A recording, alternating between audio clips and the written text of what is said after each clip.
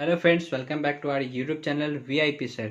तो आज मैं आपको 24 नंबर का सॉल्यूशन दूंगा। 24 और 25 ये आपका होमवर्क था।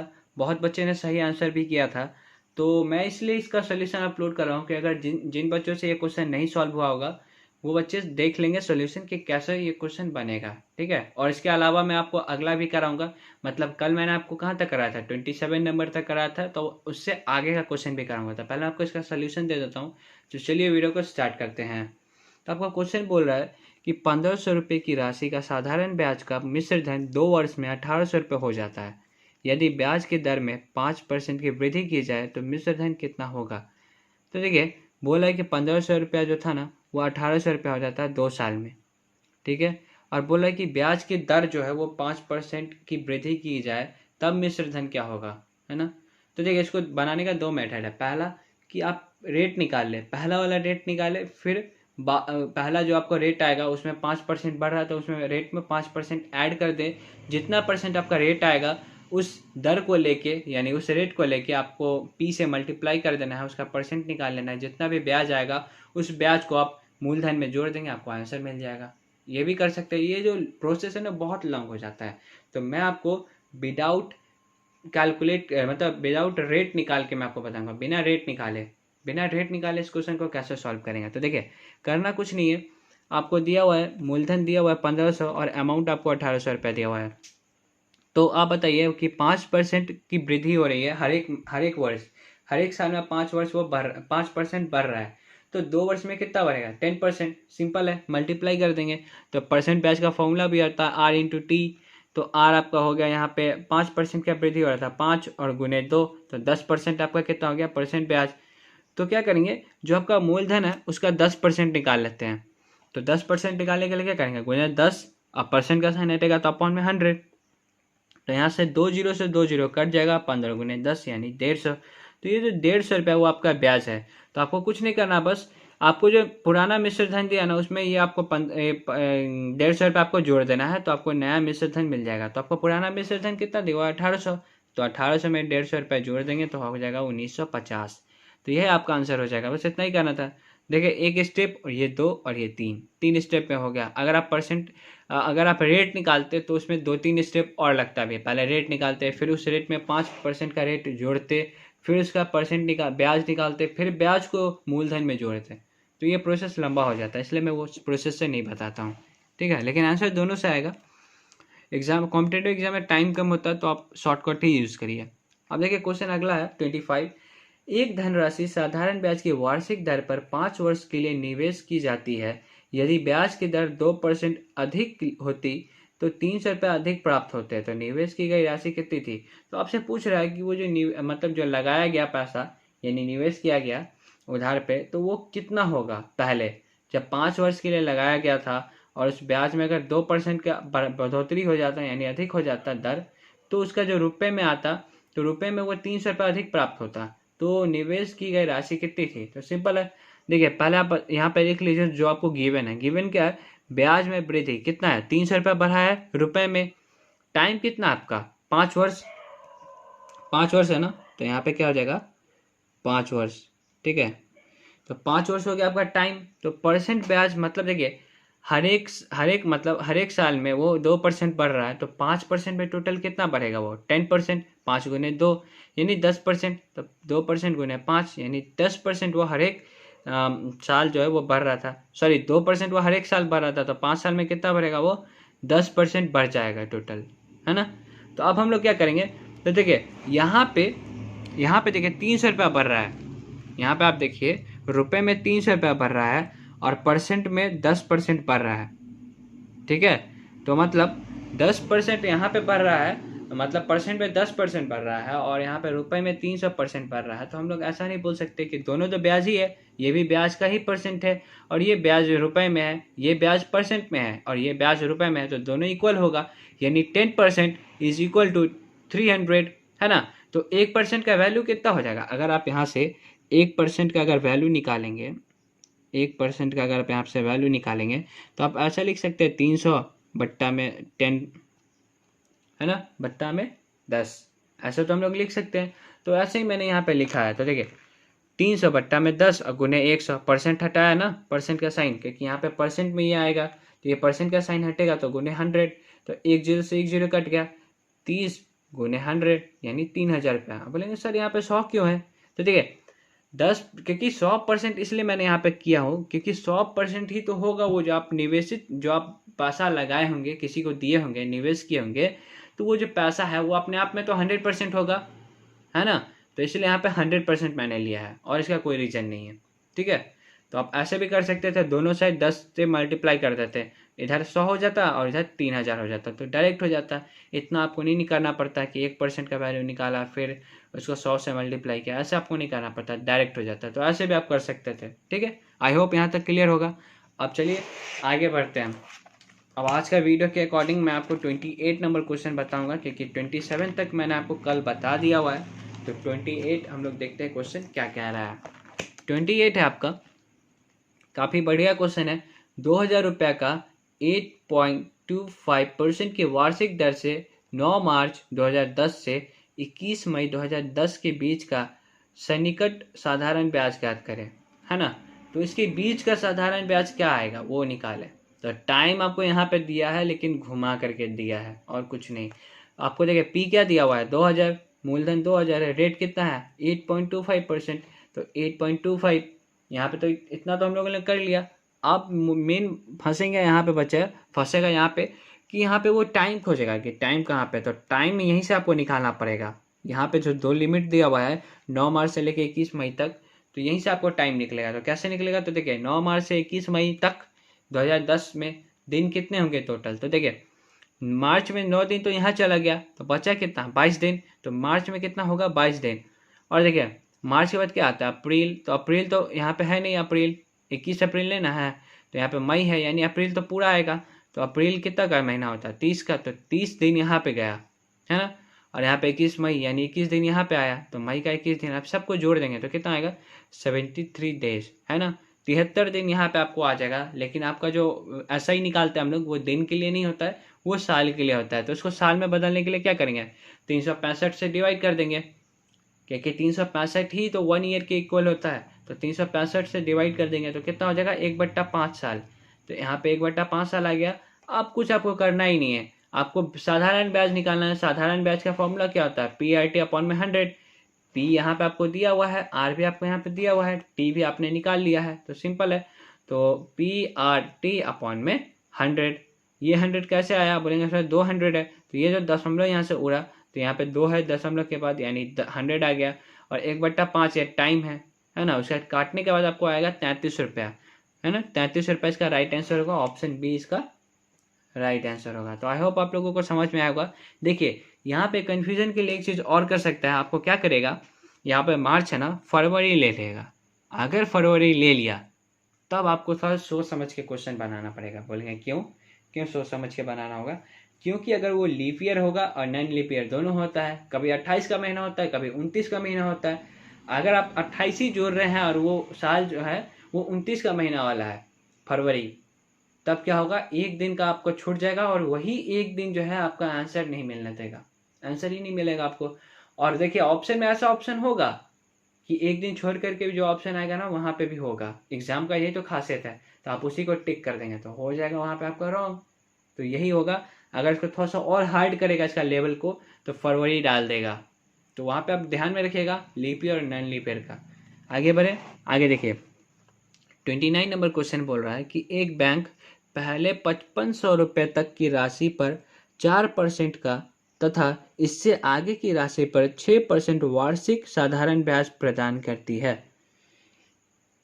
यदि समीरा 13,250 रुपये बैंक में 2 वर्ष के लिए जमा करती है तो उसके द्वारा अर्जित ब्याज कितना होगा।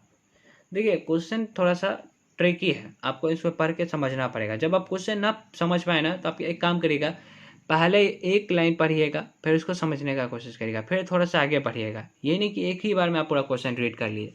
देखिए क्वेश्चन कैसे रीड करना है। देखिए एक बैंक पहले 5500 रुपये तक की राशि पर 4%, मतलब 5500 अगर राशि होता है तो उस पर 4% दे रहा है वो, तथा इसके आगे की राशि मतलब अगर 5500 से ज़्यादा होता है तो आगे की राशि पर वो 6% का वार्षिक साधारण ब्याज प्रदान करती है। वार्षिक मतलब एक साल पे इतना ब्याज वो प्रदान करती है। ठीक है, यदि समीरा, अब यहाँ पे क्वेश्चन स्टार्ट होता है, यदि समीरा यानी यहाँ पे एक समीरा नाम की कोई है, वो 13,200 रुपया बैंक में 2 वर्ष के लिए जमा करती है, तो उसके द्वारा अर्जित ब्याज कितना होगा। तो देखिए 13,250 है, ये 5500 से ज़्यादा है, यानी 5500 इसमें जितना होगा उस पर तो 4% के हिसाब से उसको ब्याज मिलेगा, और उससे जो एक्स्ट्रा पार्ट होगा उस पर 6% के रेट पे मिलेगा। बस यहीं पे क्वेश्चन हो गया एंड। मतलब 5500 को आपको 4% निकालना है, उसके अलावा जो पार्ट बचेगा एक्स्ट्रा वाला उस पर 6% के अकॉर्डिंग आप ब्याज निकाल लीजिए और दोनों को ऐड कर दीजिए। सिंपल है, आपको मिल जाएगा फाइनल आंसर। चलिए मैं आपको दिखाता हूँ कैसे करना है अगर आपको नहीं समझ में आया तो। देखिए 5500 पे तो 4% के अकॉर्डिंग चलेगा, तो PRT होता है, ऐसे क्या फॉर्मूला क्या होता है, PRT अपॉन में 100, तो P हो गया आपका 5500 इंटू 4% इंटू 2 साल के लिए वो जमा करिए, तो 2 अपॉन में 100। अब देखिए एक्स्ट्रा पार्ट कितना है 5500 के अलावा, क्योंकि उस पर कितना 6% का रेट चलेगा, तो उसके पास टोटल पैसा था 13,250, तो उसमें से वो 5500 माइनस कर लेते हैं, तो 7,750 रुपया पे 6% के रेट के अकॉर्डिंग उनको ब्याज मिलेगा।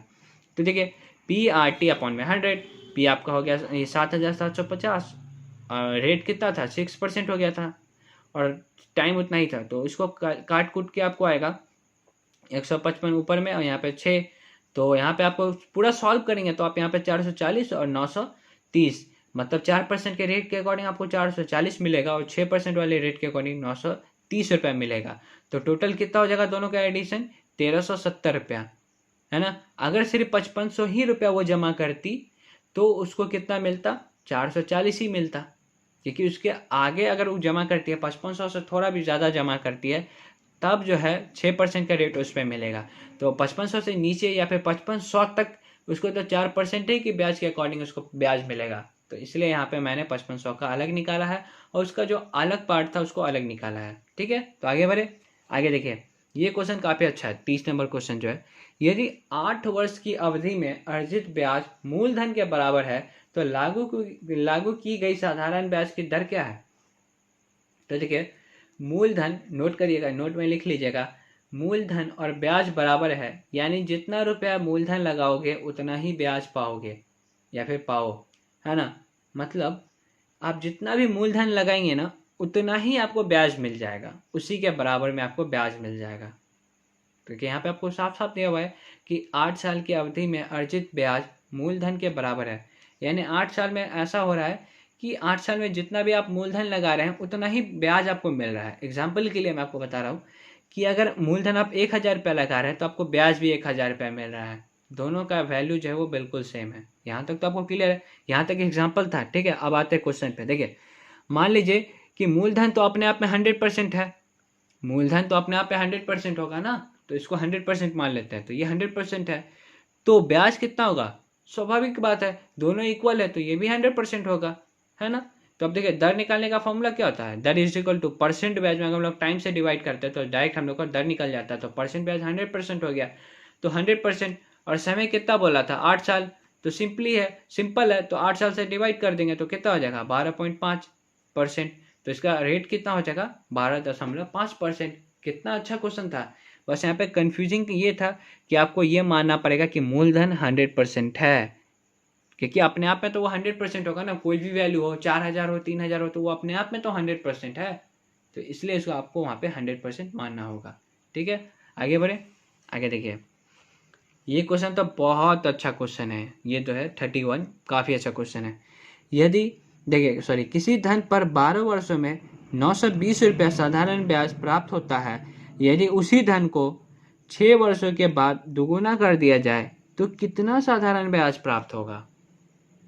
यहाँ पे ना आधा स्टूडेंट हार मान लेते हैं इस क्वेश्चन में, क्योंकि उनको क्वेश्चन रीड एक ही बार में वो पूरा क्वेश्चन रीड कर लेते हैं तो कंफ्यूज कर जाते हैं। देखिए आपको क्वेश्चन कैसे रीड करना है, देखिए बोल रहा है किसी धन पर 12 वर्षों में 920 रुपया साधारण ब्याज मिलता है, मतलब 12 साल में 920 रुपया मिलता है। सिंपल, यहाँ तक तो क्लियर है।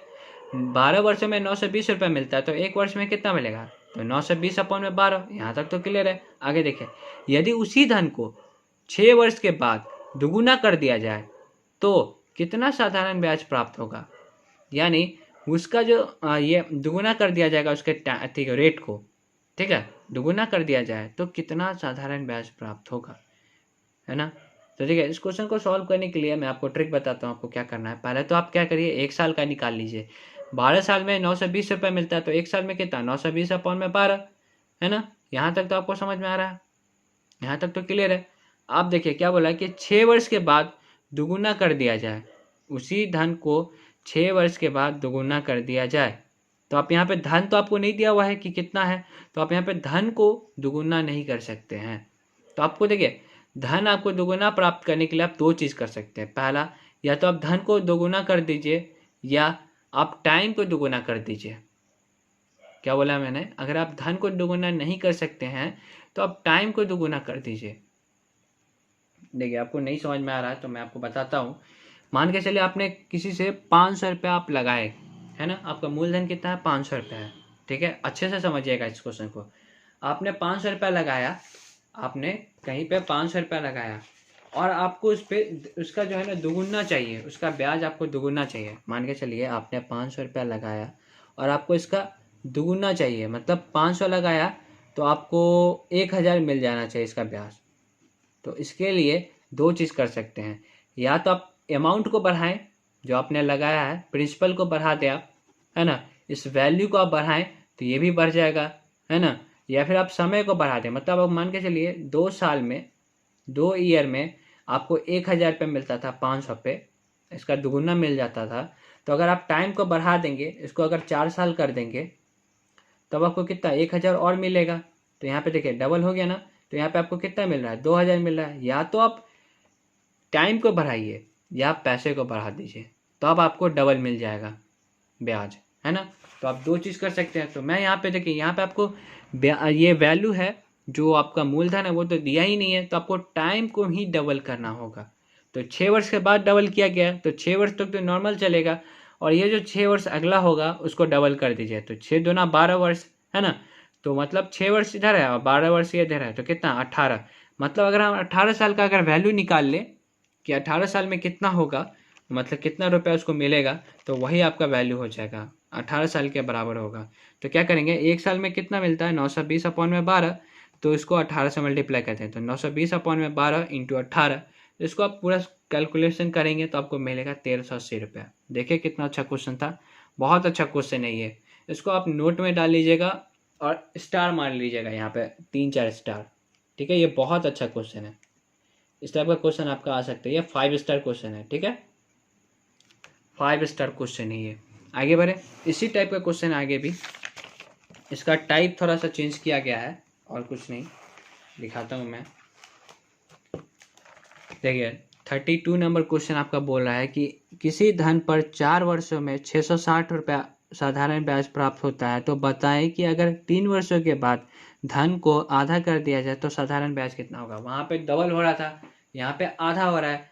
यहाँ पे आपको फिर से धन नहीं दिया हुआ है, तो आपको टाइम को ही हाफ करना होगा। तो चलिए क्वेश्चन को सॉल्व करते हैं। बोल रहा है 4 वर्ष में 660 रुपया मिलता है, तो 4 साल में 660 रुपया मिलेगा, तो 1 साल में कितना मिलेगा, 660/4। इसको काटने के बाद आएगा 165, मतलब 1 साल में 165 रुपया मिलेगा। क्लियर है, आगे बढ़े। अब देखिए क्वेश्चन बोल रहा है कि 3 वर्ष के बाद धन को आधा कर दिया गया, मतलब 3 वर्ष तक तो सेम टू सेम चलेगा, और 1 वर्ष जो बचा उसको आधा कर दिया गया, यानी हाफ कर देते, टाइम को हाफ कर दिया मैंने।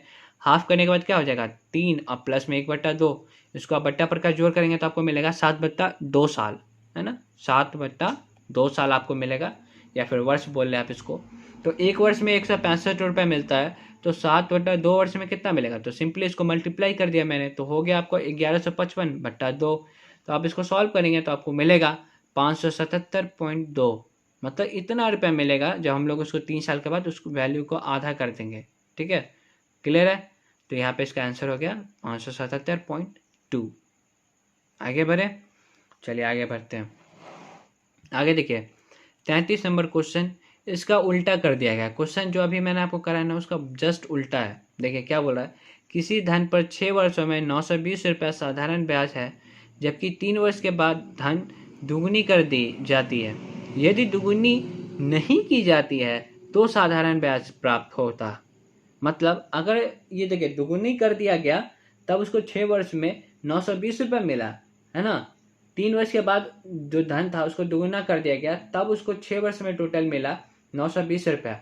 लेकिन फिर बोल रहा है कि अगर दुगुनी नहीं करते तब कितना मिलता, तो दुगुना किया तो 920 रुपये मिल रहा था, तब दुगुना नहीं करेगा तो कितना मिलेगा। चलिए सॉल्व करते हैं। तो देखिए आपको बोल रहा है कि 6 साल में आपको कितना 920 रुपये मिल रहा था, ठीक है, 6 साल में आपको 920 रुपये मिल रहा था, तो 3 साल पे तो नॉर्मल चला और 3 साल आपका एक्स्ट्रा, जो 3 साल के बाद क्या हो गया, दुगुना कर दिया गया। तो दुगुना करने के बाद कितना आ जाता है आपको 9 साल, यानी ये रियल क्या है, ये रियल में 9 साल का वैल्यू है। क्या है, 9 साल का वैल्यू है। क्यों, यहाँ पे बोल रहा है कि जबकि 3 साल के बाद धन को दुगुने कर दिया जाए, है ना, तो यहाँ पे मैं धन को नहीं कर सकते, इसलिए टाइम को ही दुगुना करो। तो टाइम को दुगुना करने पे क्या होगा, 3 इधर तो रहेगा ही, 3 साल तो नॉर्मल था, 3 साल के बाद दुगुना कर दिया गया, तो 3 दूना 6, 6 और 3 9, तो 9 साल का वैल्यू ये 920 रुपये है ना। ये समझ में आ रहा कि 9 साल का वैल्यू यहाँ पे 920 रुपये है। तो 1 साल का वैल्यू कितना हो जाएगा, 920 अपॉन में 9। क्लियर है। तो अब देखिए 6 साल का वैल्यू अब हम लोग निकालेंगे। अब हम लोग ओरिजिनल 6 साल का वैल्यू निकालेंगे। 6 साल का वैल्यू क्या हो जाएगा, 1 साल में 920 अपॉन में 9 है, तो 920 अपॉन में 9 इंटू 6, क्योंकि 6 साल का निकाल रहे हैं। तो 3 दूना 6 और 3 तिया 9, इसको काटने के बाद आएगा 1840 अपॉन में 3। इसको सॉल्व करने के बाद आपको मिलेगा 633.3333। यही आपका आंसर हो जाएगा। देखिए क्वेश्चन में आपको फिर से बता दे रहा हूँ, क्वेश्चन में आपको क्या बोला जा रहा है कि 6 साल में 920 हो जाता है, ठीक है, 6 साल में 920 हो जाता है, जबकि 3 वर्ष के बाद धन दुगुना कर दिया जाता है। लेकिन फिर बोला है कि धन को दुगुना नहीं किया गया, यानी दुगुना करने के बाद 920 मिलता है, ठीक है, दुगुना करने के बाद 920 मिलता है, तो नहीं करते तब कितना मिलता। तो देखिए 3 वर्ष के बाद दुगुना किया, तो यानी 3 दूना 6 और ये 3 9, यानी 9 वर्ष का ये वैल्यू है, ना कि 6 वर्ष का है। तो 9 वर्ष का ये वैल्यू है, तो 9 वर्ष यानी 1 वर्ष का कितना होगा, 920/9। तो अब निकालेंगे हम लोग 6 वर्ष का, यानी 6 ईयर का कितना होगा, बिना मतलब बिना दुगुना किए हुए। तो बिना दुगुना किए हुए आ गया आपको 633.33। यही आपका राइट आंसर है। तो आई होप आप लोगों को वीडियो पसंद आया होगा। अगर वीडियो पसंद आया तो प्लीज़ लाइक कर दे, कमेंट कर दे, शेयर कर दे और सब्सक्राइब करने के बाद बेल आइकन को प्रेस कर दे। तो मिलते हैं नेक्स्ट वीडियो में, तब तक के लिए अपना ध्यान रखिए।